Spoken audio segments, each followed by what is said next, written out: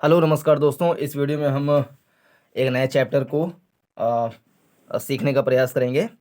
अनुसूचित जातियों के लिए राष्ट्रीय आयोग, नेशनल कमीशन फॉर एससीज यानी कि शेड्यूल कास्ट। तो राष्ट्रीय अनुसूचित जाति आयोग एक संगठन है, ये संस्था है, राष्ट्रीय अनुसूचित जाति आयोग। इस संदर्भ में एक संवैधानिक निकाय है। तो एक संस्था है अनुसूचित जातियों के लिए जिसका नाम है राष्ट्रीय अनुसूचित जाति आयोग। राष्ट्रीय अनुसूचित जाति आयोग जो कि एक संवैधानिक संस्था है, संवैधानिक निकाय है, कॉन्स्टिट्यूशनल बॉडी है। इसका गठन संविधान के अनुच्छेद 338 में है के द्वारा किया गया है। तो अनुच्छेद 338 में क्या है? तो अनुसूचित जातियों के लिए राष्ट्रीय आयोग, national commission for schedule caste. दूसरी ओर अन्य राष्ट्रीय आयोग जैसे राष्ट्रीय महिला आयोग, इसका गठन हुआ था 1992 में। ये सारे जो एग्जाम्पल बता रहे हैं वो क्या है? वो सब सांविधिक आयोग हैं। लेकिन राष्ट्रीय अनुसूचित जाति आयोग जो है वो एक कॉन्स्टिट्यूशनल बॉडी है, यानी कि संवैधानिक निकाय है। लेकिन कुछ एग्जाम्पल आगे हैं जो कि संवैधानिक नहीं, सांविधिक आयोग हैं। संवैधानिक निकाय में होता है जिसका उल्लेख संविधान के किसी न किसी आर्टिकल में होता है, उसे कहते हैं संवैधानिक निकाय। लेकिन सांविधिक निकाय उसे कहते हैं जिसका निर्माण किसी कानून के द्वारा होता है, यानी कोई कानून बना करके किसी संस्था का निर्माण किया गया है तो उसे कहते हैं सांविधिक निकाय, यानी कि कानूनी निकाय कह सकते हैं। तो उसके कुछ एग्जाम्पल हैं। राष्ट्रीय महिला आयोग 1992 में इसका गठन हुआ था।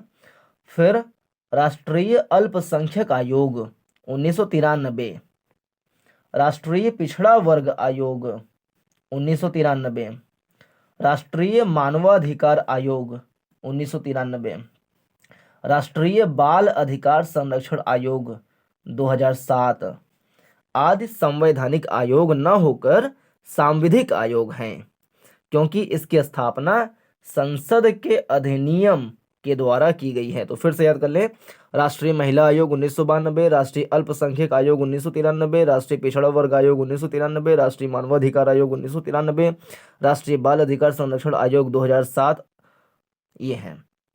फिर से करें तो राष्ट्रीय महिला आयोग 1992 पहला है।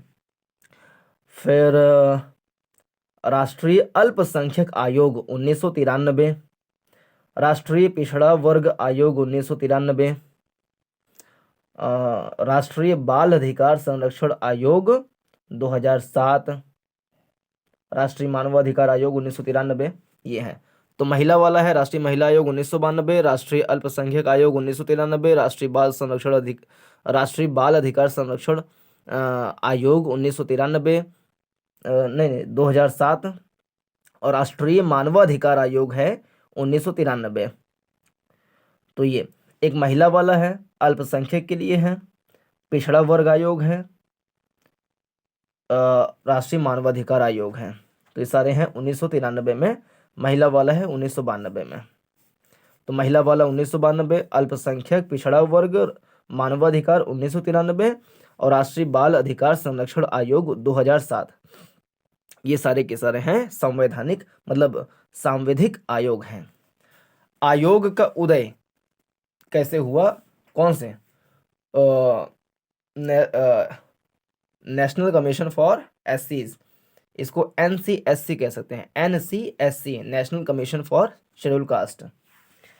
तो एनसीएससी का उदय कैसे हुआ? तो मूलतः संविधान का अनुच्छेद 338, मूलतः संविधान का अनुच्छेद 338 अनुसूचित जातियों एवं जनजातियों के लिए एक विशेष अधिकारी की नियुक्ति का उपबंध करता है। तो अनुच्छेद 338 जो है वो मूलतः अनुसूचित जातियों एवं जनजातियों के लिए एक विशेष अधिकारी की नियुक्ति का उपबंध करता है, जो अनुसूचित जातियों एवं जनजातियों के संवैधानिक संरक्षण से संबंधित सभी मामलों का निरीक्षण करें तथा उनसे संबंधित प्रतिवेदन राष्ट्रपति के समक्ष प्रस्तुत करें। उसे अनुसूचित जाति एवं जनजाति आयुक्त कहा जाएगा। उसका नाम क्या था? अनुसूचित जाति एवं जनजाति आयुक्त कहा जाएगा। ये बात 338 में लिखा हुआ है, उपबंधित है ये। 1978 में सरकार ने, यानी उस समय थी जनता पार्टी की सरकार, तो 1978 में सरकार ने एक संकल्प के माध्यम से अनुसूचित जातियों एवं जनजातियों के लिए एक गैर सांविधिक है ना, 1978 में सरकार ने एक संकल्प के माध्यम से अनुसूचित जातियों एवं अनुसूचित जनजातियों के लिए एक गैर सांविधिक बहुसदस्यीय आयोग की स्थापना की। एक गैर सांविधिक यानी कानून बना करके नहीं, जैसे नीति आयोग है तो वो एक सरकारी आदेश से बना संस्था है, तो गैर सांविधिक है। गैर सांविधिक बहुसदस्यीय आयोग की स्थापना की, तथापि अनुसूचित जाति एवं जनजाति आयुक्त का कार्यालय भी अस्तित्वमान रहा। 1987 में सरकार ने एक अन्य संकल्प के माध्यम से आयुक्त के कार्यों में संशोधन किया तथा आयोग का नाम बदलकर राष्ट्रीय अनुसूचित जाति एवं जनजाति आयोग कर दिया। तो 1978 में संकल्प के द्वारा एक गैर सांविधिक बहुसदस्यीय आयोग की स्थापना की गई थी, जिसका नाम था अनुसूचित जाति एवं जनजाति आयुक्त का कार्यालय। लेकिन उसके 9 साल के बाद कह लें हम, सरकार ने फिर से एक संकल्प पारित करके किया, उसका नाम का संशोधन कर दिया और नया नाम रखा गया राष्ट्रीय अनुसूचित जाति एवं जनजाति आयोग।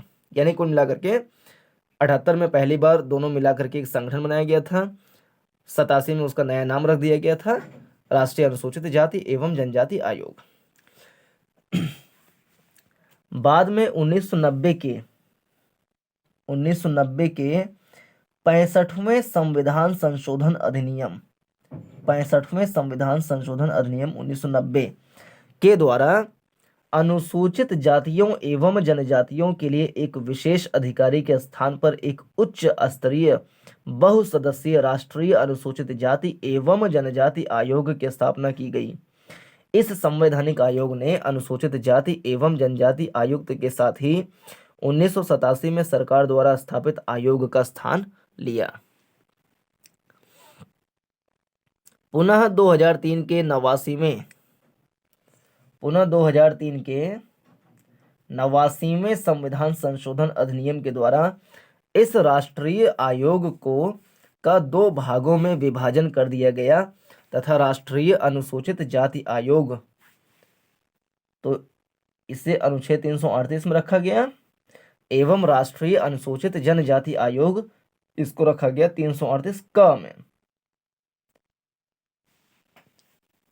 ध्यान रहे फिर से 1978 में पहली बार जो है एक संस्था बनी जिसका नाम था अनुसूचित जाति एवं जनजाति आयुक्त का कार्यालय। 1987 में इसका नाम चेंज किया गया और रखा गया राष्ट्रीय अनुसूचित जाति एवं जनजाति आयोग। 1990 में 65वां संविधान संशोधन करके क्या किया गया? अनुसूचित जातियों एवं जनजातियों के लिए एक विशेष अधिकारी के स्थान पर एक उच्च स्तरीय बहुसदस्यीय राष्ट्रीय अनुसूचित जाति एवं जनजाति आयोग की स्थापना की गई थी। फिर 2003 के 89वें संविधान संशोधन अधिनियम के द्वारा दोनों को अलग अलग कर दिया गया था। 2003 में अलग हो गए थे, एससी के लिए अलग, एसटी के लिए अलग। एससी वाला 338, एसटी वाला 338 का। वर्ष 2004 से पृथक राष्ट्रीय अनुसूचित जाति आयोग अस्तित्व में आया, तो 2004 में इसका स्थापना हो गया। आयोग में एक अध्यक्ष, एक उपाध्यक्ष एवं 3 अन्य सदस्य होते हैं। एक अध्यक्ष, एक उपाध्यक्ष एवं 3 अन्य सदस्य होते हैं, 5 सदस्य होते हैं। वे राष्ट्रपति द्वारा उसके आदेश एवं मुहर लगे आदेश द्वारा नियुक्त किए जाते हैं। उनकी सेवा शर्तें एवं कार्यकाल भी राष्ट्रपति भी राष्ट्रपति द्वारा ही निर्धारित किए जाते हैं।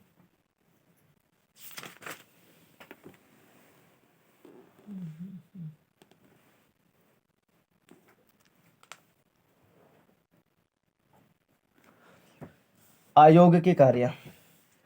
अनुसूचित जातियों के संवैधानिक संरक्षण से संबंधित सभी मामलों का निरीक्षण एवं अधीक्षण करना तथा उनके क्रियान्वयन की समीक्षा करना। अनुसूचित जातियों के हितों का उल्लंघन करने वाले किसी मामले की जांच पड़ताल एवं सुनवाई करना। अनुसूचित जातियों के समाज आर्थिक विकास से संबंधित योजनाओं के निर्माण के समय सहभागिता निभाना एवं उचित परामर्श देना तथा संघ शासित प्रदेशों एवं अन्य राज्यों में उनके विकास से संबंधित कार्यों का निरीक्षण एवं मूल्यांकन करना। इनके संरक्षण के संबंध में उठाए गए कदमों एवं किए जा रहे कार्यों के बारे में राष्ट्रपति को प्रतिवर्ष या जब भी आवश्यक हो प्रतिवेदन प्रस्तुत करना। इन संरक्षणात्मक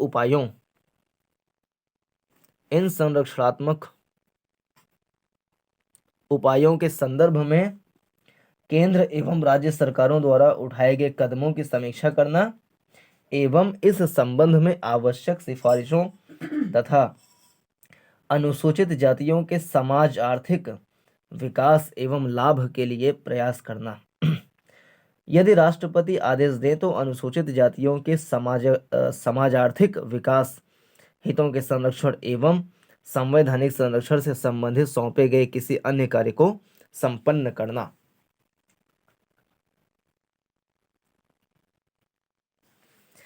आयोग का प्रतिवेदन।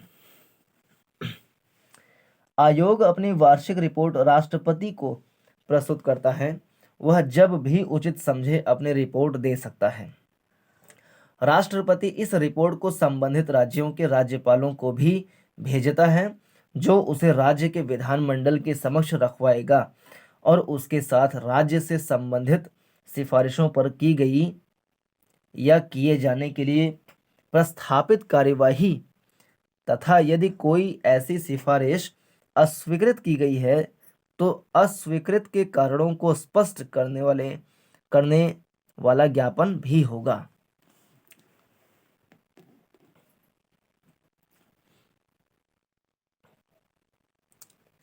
राष्ट्रपति किसी राज्य सरकार से संबंधित किसी आयोग के रिपोर्ट को भी राज्य के राज्यपाल के पास भेजते हैं।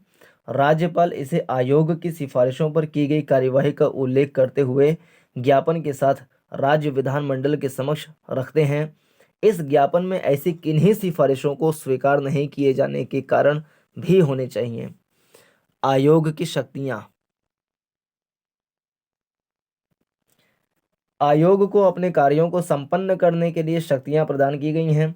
जब आयोग किसी कार्य की जांच पड़ताल कर रहा है या किसी शिकायत की जांच कर रहा है तो इसे दीवानी न्यायालय सिविल कोर्ट की शक्तियां प्राप्त होंगी, जहां याचिका दायर की जा सकती है तथा विशेषकर निम्नलिखित मामले में भारत के किसी भी भाग से किसी व्यक्ति को समन करना और हाजिर कराना तथा शपथ पर उसकी परीक्षा करना, किसी दस्तावेज को प्रकट और पेश करने की अपेक्षा करना, शपथ पत्रों पर साक्ष्य ग्रहण करना, किसी न्यायालय या कार्यालय से किसी लोक अभिलेख या उसकी प्रति की अपेक्षा करना, साक्ष्यों और दस्तावेजों की परीक्षा के लिए समन निकालना,